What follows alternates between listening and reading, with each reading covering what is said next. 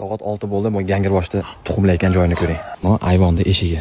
Kirayotsam, pissillab olib, mana ikkita xo'rozvatchalar ahranat qilyapti.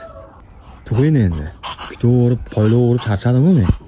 Daraka bilan gaplashsam, mendagilar kurki bo'lib yotibdi deydi. Biznikilar hali tuxum qo'ygani yo'q. Nasib bo'lsa ertaga penablok olib kelamiz. Penablokdan zamonaviy qilib, xudo xolasa, bularga tuxum qo'yadigan joy qilamiz.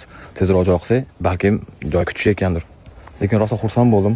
Bir dona tuxum qo'yilsa ham o'sha fermaning byudjetiga foyda. Ertalabki o'rdagimiz haqiqatan tuxum qo'ygani yotgan ekan. Barakasini bersin. Bitta tug'ibdi.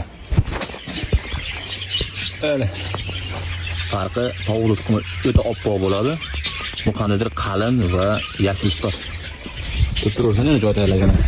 Nasib bo'lsa, tug'ishyapti, hali yoqda konkretniy bir joy qilmaganligimiz uchun qiynalishyapti shekilli.